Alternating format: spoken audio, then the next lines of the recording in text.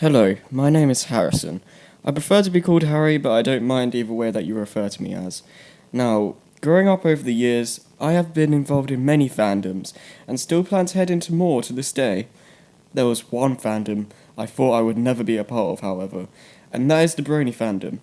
A Brony is typically a guy in his teenage years or a grown adult who enjoys the show My Little Pony, Friendship is Magic. This is my story about how I became a Brony. I remember growing up watching many great cartoons as a kid, and half the time there was an advert in the middle of said shows of My Little Pony. Of course, the fourth generation I will be talking about came out in 2010, and these were ads for most likely the dreaded Generation 3. I had heard a little bit about bronies, but I didn't understand what or who they were at all. I specifically remember when I was at the dinner table with my family one time, and I asked, "What's a brony?" I don't know why I expected an answer from my family of all people, but nevertheless, my sister explained to me that they were guys who liked MLP. At this reveal, I was quite confused. I wasn't sure why people would like a show that's supposedly made for little girls. Although I had seen a few fan videos about MLP, like the Sonic vs. MLP series created by a guy named Animated James. But I'm also not one of those guys who judge you for what you like. I saw a little bit of a commentary of the first episode from my good friend Super Nintendo Game Boy, also known as Xavier. But not too long after beginning the video, I felt uncomfortable watching something named My Little Pony Friendship is Magic. I thought that would be the end of it. I was incredibly wrong. Back in 2013 when Equestria Girls was coming out, my friend Xavier showed me a trailer for it. I remember saying to him something like, "I'm not really interested in the show, but I don't mind it." It's hard to remember what I said word from word, but it's essentially what I meant. What I was initially saying was that I don't really understand the brony following the show has, but I wasn't a hater neither, and I respected others' opinions. When Equestria Girls did come out, I compelled myself to watch it. The concept really intrigued me, and I managed to really enjoy the film, and I never expected to. Shortly after watching Equestria Girls, I began to watch the show itself, as I enjoyed the movie quite a lot, and thought the show would be no different. At first I did feel a little uncomfortable watching it, but as the days and weeks went by, I felt a lot more comfortable about it, and I watched about 5 episodes or so every day. Needless to say, I was hooked on pony content. I began seeing a lot more fan-created content of the show, and I saw how dedicated this fanbase really is. Some say it's one of the worst fanbases you can come across, but you know what? This fanbase is the nicest one I've ever been in. Sure, there are some sewer apples here and there, but that's the case with every fandom and can't be stopped. What surprised me when I watched the show was how much thought was put into the characters and locations seen in the show. Most female characters in girly cartoons are portrayed as Mary Sues and try to show that they have no realistic weaknesses. This really makes girls get the wrong impression, but this isn't the case for Friendship is Magic. The characters in MLP, specifically the main 6, have a lot of depth to them. They all have their strengths and weaknesses, and none of them are seen as perfect as they all have their own flaws. I will talk about the main 6 in alphabetical order to not cause confusion. First up is Applejack. Applejack is a hard-working country pony who lives at Sweet Apple Acres. Her element is honesty, and she always helps a pony or two out if she has the opportunity. However, her pride can sometimes get the best of her and cause her to reject the help from her friends. She lives with her older brother, Big Macintosh, her younger sister Applebloom, and Granny Smith. She mostly works around the farm bucking trees, but has been seen to farm carrots and corn as well. She also has a friendly rivalry with Rainbow Dash, and can get extremely competitive.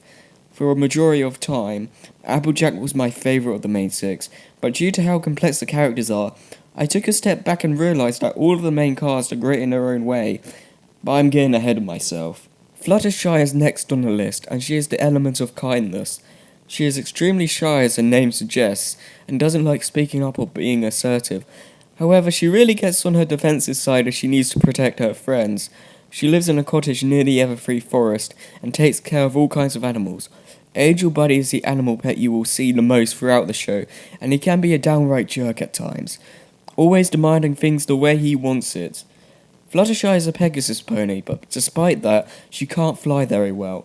On top of that, she's so freaking adorable! Right, well, moving on. Rarity is the fashionista of the group, and is the element of generosity. From first glance, she may seem like a typical female character, and in my opinion, she is the most girlish out of the group. But that doesn't mean I don't like Rarity. She has a job in the fashion business as a living, and she sees her dresses as an opportunity to please and wow her customers. She mainly focuses on the business side of fashion, and makes her dresses dependent on her customers' preference. She can also use magic with her horn to uncover hidden gems underground. Despite being generous though, Rarity can be quite selfish at times, and sometimes only wants things done her own way. This makes for some very interesting conflict between her and her younger sister Sweetie Belle, as well as the rest of the cast. She can also be very panicky with deadlines and can get really emotional if the outcome is a failure, as seen in Suited for its success. Rainbow Dash was the pony I first saw related to the show, seeing as how I watched the Sonic vs Rainbow Dash video by Animated James. She is very athletic and is the only known Pegasus to perform the Sonic Rainbow. It's essentially a rainbow version of a sonic boom. Her element is loyalty. She would never turn her back on her friends, no matter what the cost, even if it means giving up her lifelong dreams, as shown in Wonderbolt's Academy. She can also be very rash and competitive, and generally likes to boast about her abilities. She can also control the weather, as do the other Pegasi, and can create tornadoes with her flight speed. In the episode May the Best Pet Win, Fluttershy allowed RD to choose a pet from her home. Eventually she took the tortoise and named him Tank. Oh, I know you'll be looking forward to this one, Xavier. Pinkie Pie is a crazy over-the-top party pony. She is the element of laughter and always looks for the opportunity to create a party for something. She originally lived in a rock farm with her family, but when she saw Rainbow Dash's Sonic Rainbow, her spirit boosted really high, and she wanted everyone to feel the delight she felt, and continues to throw parties as much as she can. Since she is all about parties and a good time, she gets very depressed once something bad happens, like her friends not turning up to her pet alligator gummies after birthday party in Party of One. She can get extremely melancholy in a split second, and it causes her mood to drastically change. She constantly breaks the fourth wall and is who one would possibly call a Bugs Bunny type of character. She works at Sugar Cube Corner with the cakes and has a tendency to break out into a song every now and then. But more on that later. Twilight Sparkle is the last of the main six, and technically the main character of the show in general. She is Princess Celestia's most faithful student. In the pilot episode, she sends Twilight on a quest to discover friendship, with Twilight wondering just what in the world would be the point of all that. Fast forward and we see Twilight making great friends with the rest of the main six. Twilight herself can be a very interesting character, and also pretty hilarious sometimes too. You see, Twilight loves studying and reading books, and if she is past a deadline or is told a disaster is going to come in the near future, she panics like no tomorrow, and brings out the insanity side to her personality. Her element is magic, and is easily the unicorn with the most powerful magic in Equestria, only outdone by Princess Celestia and Princess Luna themselves. She also has an older brother called Shining Armour, who is the former captain of the Royal Guards in Canterlot. The main six aren't the only characters that get the spotlight though. There are a handful of other characters who have had their own episodes centered on them, one of them being Spike, Twilight's number one assistant. Twilight hatched an egg during an entry exam, and the dragon that hatched was supposedly given to her by Princess Celestia to raise him. She named him Spike. Spike is a baby dragon, and is usually seen as the voice of reason when things get out of hand for the main six, Twilight especially. He is very young for a dragon, however, and can have some rather childish moments once in a while. There was a lot of depth to be found in Spike as a character, maybe not to the same level as the main six, but there is definitely a lot of potential there. Our next main side characters, if you will, are the Cutie Mark Crusaders. Notice how I said side characters and not side character. This is because the Cutie Mark Crusaders consist of Apple Bloom, Applejack's younger sister, Sweetie Belle, Rarity's younger sister, and Scootaloo, whom we don't really know of her origin. I suppose we can consider Apple Bloom the leader of the CMC. As I mentioned earlier, she is Applejack's younger sister and has a close relationship with her, mainly being since she was the one who cared for her the most as a foal, or baby, but you get the idea. Apple Bloom is tired of not having a cutie mark and being teased by Diamond Tiara and Silver Spoon in particular, and tries just about anything she can to earn one. To explain cutie marks quickly before I move on, cutie marks are what appear on a pony's flank. They are essentially what one's destiny and calling in life is. Since Apple Bloom or any of the other CMC members for that matter don't have a cutie mark, they don't know what their destinies are supposed to be. Apple Bloom is a fun and enjoyable character, and it's very entertaining seeing what her and the girls will try next to earn their cutie marks. Albeit, that type of plot gets a little tiresome after a while. What makes it interesting is what they do with it, because really, with something like that, your ideas could go anywhere, and that's part of why I find the CMC to be such fun characters. Sweetie Belle is Rarity's younger sister, and in comparison to Applejack and Apple Bloom, Sweetie Belle and Rarity really don't get along with each other very well. Rarity likes to be a lot more focused and organised, while Sweetie Belle is much more active and makes mess of things. With that said though, ever since Sister Who's Social, Sweetie Belle as a character, as well as Rarity for that matter, have grown tremendously over the past couple of seasons. Half of what makes Sweetie Belle an interesting character is her relationship with her sister, but I also enjoy her relationship with the other CMC members, but I'm not going to repeat myself with that to avoid redundancy. The third member of the Cutie Mark Crusaders is Scootaloo, Orange Pegasus who isn't able to fly. It's been speculated by fans that she may have a disease that stops her wings from growing, but that's only fan speculation and not canon in terms of the show. But anyways, Scootaloo doesn't necessarily have a big sister from what we know of, but she does look up to Rainbow Dash like an idol, and wishes she could be as awesome as her. Scootaloo is definitely up there as one of my favourite side characters, not just in terms of the CMC, but just side characters in general. Because Scootaloo does have a lot of dimension to her, and there's loads of different ways you can take her backstory and general character, and it also makes you feel more connected to Scootaloo because she is unable to fly, meaning that she can't live up to what Rainbow Dash can do, but in time will be able to do something just as great in her very own way. Which is what quite a lot of people are like in the real world. They look up to their idol, trying to be just like them, and then they realise they can't. Don't let that get to you though, because no matter how long it may take, you will eventually figure out and understand your path through life. Sorry for getting sentimental right there, but I felt that it was necessary for this part. Scootaloo is a really deep character, and has an insane amount of potential. Not much else can be said really. I think I elaborated pretty well. The fourth and last member is Babseed. Babs so far has only shown up in 2 episodes as far as I can recall, and for that, not much can be said, because she hasn't been seen enough for her character to really grow that much. She is Apple Bloom's cousin, and once Babs goes over there, she doesn't want to get bullied like back home. Rather, she goes along with Diamond Tiara and Silver Spoon, until the CMC booby-trap their own parade thing with Babseed in it, and later save her life by getting her out of it. She appears in a later episode and interacts more with Apple Bloom, but other than that, not much can be said about this character. I mean, I do think she has potential, but you can only do so much with a character that shows up every now and then. However, I will say that the character gave us a really awesome song. I suppose I should talk about the princesses before moving on. Princess Celestia is seen as a godlike figure, and can raise and lower the sun with her magic. She is an alicorn, and like her sister Luna, she has lived for well over 1,000 years. We don't know whether if alicorns are immortal, or if they have a very, very long lifespan. During Princess Luna's banishment to the moon, she also raised and lowered the moon, as well as the sun. She also has a very motherly kind of relationship towards her citizens. Princess Luna is the princess of the night, and raises and lowers the moon. Luna, like her sister, has lived over 1,000 years, and rules Equestria alongside her sister, Celestia. She has the ability to travel inside someone's dreams, and to help them overcome their fears. Being banished for 1,000 years caused her to not be familiar to general culture. This can be seen a lot in Lunar Eclipsed. As far as other side characters go, there isn't a whole lot else other than the obvious ones like Derpy, Doctor Who's, Lyra and Bomb Bomb, etc, etc.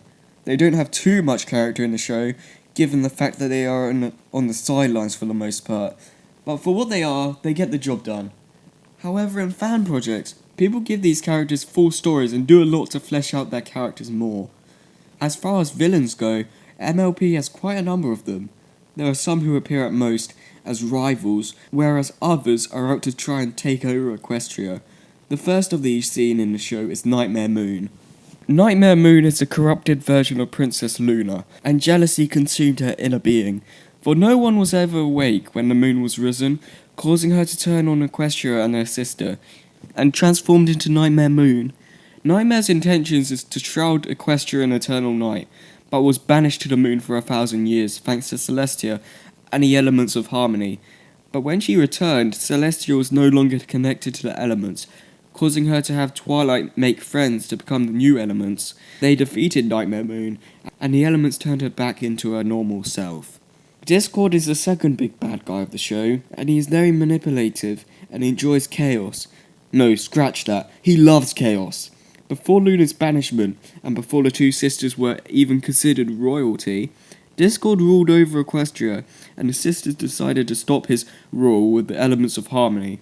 It caused him to turn into stone, and once he awakened due to the Cutie Mark Crusaders bickering, he manipulated the main six, and turned them all against each other. Discord loves to play with his opponents, and screwing around with general everyday things just for laughs. Later in the show, he was given a chance to be reformed, and over time he has started changing. He still behaved very similarly to before, but it was more contained than before. It wasn't until the end of Season 4 where it seems he has been truly, fully reformed. The next major villain is Chrysalis. She is the queen of the changelings, living beings who have the ability to shapeshift into anything at will. Changelings feed off of love, and because of this, Chrysalis decided to take over Shining Armor and Cadence's wedding, and lock the real Cadence away somewhere underground. Her changelings destroy the bubble barrier surrounding the castle, and Chrysalis manipulated Shining into thinking she was really Cadence, as well as tricking the main six, with the exception of Twilight. Long story short, Twilight found the real Cadence and got to the wedding before it was too late, forcing Chrysalis to reveal her true identity. She wasn't fully defeated, however, as when she was hit by Shining Armor and Cadence's love, she and her changelings weren't destroyed but were just flung away far off into the distance. Does that mean that Queen Chrysalis and the changelings will reappear in a future episode? Well, we will just have to wait and see, won't we? King Sombra is the Lord of Stairs, trying to take over the Staircase Empire. Wait a sec, that's not right at all. King Sombra is an evil Dark Lord type of character, and for a very long period of time ruled over the Crystal Empire. He used the Crystal Ponies as slaves, and after that time period, all of them lost all sense of hope and life. They became emotionless. King Sombra's weakness is happiness, and the Crystal Heart has the power to completely obliterate him once given the fuel of love, hope, and happiness. Oh, and he barely even utters a single word, and the stairs get more screen time than him. Sorry for going on a tangent, but if you want me to believe that this guy is really dark and evil, then show him on screen a bit more to make it more believable. We barely even know the guy, to be quite honest. Either way, moving on. Sunset Shimmer, while being part of Equestria Girls, which is in some ways a spin-off, is still technically canon to the main show, so I am going to talk about her here. Sunset was a previous student of Princess Celestia, but later betrayed her for not allowing her to have limitless power. I guess you could say, not long after this, she left Equestria altogether, going into a portal to the human world, and left to live in that world instead. There she made Snips and Snails her minions, much like Trixie does in a couple of episodes, and broke the main five apart. I say main five because human Twilight is nowhere to be seen in Equestria Girls, but it is implied that she does exist somewhere in that world. Fast forward to the end of Equestria Girls, and Sunset Shimmer is crushed, for she imagined that ultimate power could only be found through force, negativity, and general dark thoughts.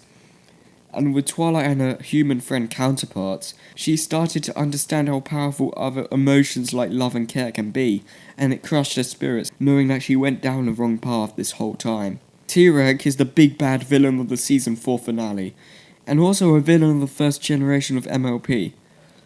T-Rex does not mess around when it comes to trying to take over Equestria whatsoever.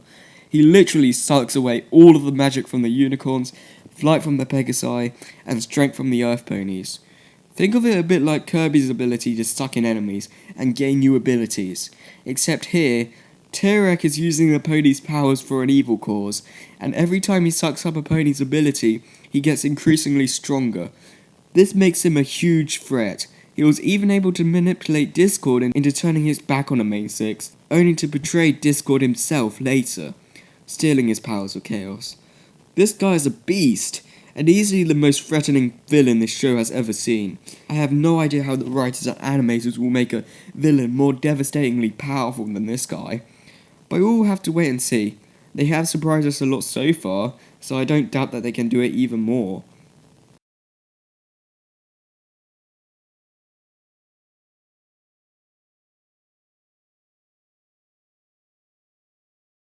Starting off, we have Gilda. Gilda is a childhood friend of Rainbow Dash, but when she comes to Ponyville, she doesn't get along with a whole lot of the ponies there, including Rainbow's friends, main culprit being Pinkie Pie. This causes her and Rainbow Dash to have a falling out, and Gilda leaves Ponyville. Gilda is a decent character, but the things she says come off as a bit too cheesy for my liking. I know this is a kids show, but this isn't the type of cheesiness I enjoy. I feel it's a bit overdone with her character, but overall she's an okay rival to Rainbow Dash and Pinkie Pie. Twilight's main rival is Trixie. She claims herself to be the great and powerful Trixie. She always speaks in third person and very often brags about her abilities as a unicorn, even going as far as lying about putting an awesome Major back into its cave. She returned much later in the episode Magic Jewel, where she took an alicorn amulet in order to best Twilight in a magic duel. Trixie is only in 2 episodes so far at this moment in time, but I still think she is an entertaining rival to Twilight. She isn't my favourite rival of the main 6 by any means, but she has a type of flair that makes her an interesting character for me. Lightning Dust is Rainbow Dash's rival, and acts very much how Rainbow did during early episodes of the show. At this point we are in the 3rd season, and it shows how much the characters have been growing over the course of the seasons. In Rainbow Dash's case, she had learned to stand up and do the right thing, even if it meant abandoning her lifelong dream of becoming a Wonderbolt. Lightning Dust herself, like I said, is a lot like how Rainbow used to be. Very brash about her abilities and willing to push herself to extreme limits. For that reason, she was placed as the leader of the team. Lightning is an enjoyable rival for Rainbow Dash because, again, it shows how much Rainbow as a character has grown, and it's entertaining to see how a rivalry like this would go, where they begin to get along, but when Lightning goes too far with everything, things get much more interesting. For Applejack, there are the Flim Flam brothers. These brothers in the first episode they were in tried running Applejack and her family out of Sweet Apple Acres. Since the family could only make so much apple cider, the Flim Flam brothers use this as an opportunity to use a machine of theirs. It basically just makes apple cider quickly, and the brothers don't have to do anything physical in order to make it. Although once AJ gets help from her friends, the Flim Flam brothers don't care about making sure every apple is ripe and juicy, and just ignores the beep sound, saying it's a bad apple, and throws it in the pile anyway. The brothers later appear in a more recent episode in Season 4, Leap of Faith. Here, the brothers are scamming the ponies for believing that their tonic is a cure for all diseases and injuries. Personally, I am not the biggest fan of these guys, or their songs, but I will admit that they are animated brilliantly, and definitely have a sense of personality. To me though, they just never really clicked with me. It's more of a personal thing, and I really don't think they are bad characters at all. I just don't enjoy them as much as many of the other characters. Cheese Sandwich isn't necessarily a rival, but Pinkie sees him as one at first, thinking that he wanted to take over her role of a party pony. The episode he appears in, Pinkie Pride, is very well done. His character is based off of Weird Al, who also voices him by the way, and he acts just like Pinkie, very hyperactive and addicted to parties very much. Although when Rainbow Dash's birthday party comes along, things get very out of hand with the two of them. I very much wish to see Cheese Sandwich return in Season 5, because he is a very fun character and would be great to see make a return in a future episode. These are all the major characters of the show though, and now we come to the locations. The areas in Equestria feel very detailed with a lot of life put into them. There are many places that can be found in Equestria, Ponyville, the mountains, the Everfree Forest, Manhattan, Canterlot, etc. And they all have their own feel to them that help connect the world together to make it feel more realistic. They don't feel boring or generic, and they look great, especially considering the entire show is made in Flash animation. Speaking of Flash animation, there are quite a number of shows that use this type of animation, and it looks blocky and has some pretty unnatural movements. Cartoons like Johnny Test come to mind. I thought that Flash animation was just a way of saying, we are too lazy to use anything more complex. However, Friendship is Magic proved me wrong. Quite a lot actually. You see, this show is indeed all created in Flash animation like I said, but there is so much life going on with the animation, characters, backgrounds, and everything that you really don't notice it over half the time. The characters do not feel blocky or unnatural like Johnny Test does, and expressions are apparent all the time, with expressive emotions and so on. It also helps that the voice acting is very fitting for the characters, and fit their personalities very well. It may not be the most amazing voice actors in all of existence, that would just be fanboyish, and I'm not going to do that. But the actors do a very good job impersonating the characters and help them feel three-dimensional, all having their own layers to them if you will. Okay, so I was going to talk a little bit more about the songs Pinkie Pie occasionally breaks into. Well, Lauren Faust didn't just want the show to be made just to sell the toys. She wanted it to be a lot more than that, and decided to add in musical numbers. This show is by no means a musical, and not every episode has a song. However, the music is very well done, and very energetic, putting you in a good mood. Songs that I really like are Winter Wrap Up, The Smile Song, A True True Friend, I Have to Find a Way, as well as many others. The quality in the music is outstanding, with very well done lyrics, and the songs overall just fit the mood very well. Magical Mystery Cure is a very controversial episode, but I loved it because of how powerful the songs were. They were absolutely beautiful. With I Have to Find a Way, you felt emotionally attached to the characters, and you felt bad for them. And with A True True Friend, you felt happy and warm inside because that was what the nature of the song was giving off. And the emotions in the songs are very fantastic, and make you feel for the characters more. And also made a lot of great remixes come about in the Brony fandom. But this pretty much comes to the end of this whole thing. Like I said at the start of all this, I never expected to become a Brony at all, but I am very much glad I did. The amount of effort put into it is something I haven't seen in a cartoon for a very long time. And as cheesy as this sounds, it did show me how powerful friendship can actually be. Back as a kid growing up, I was always that loner that just sat on his own at the lunch table and just walked around the playground doing my own business. I envied the people who had fun with each other because I didn't have that.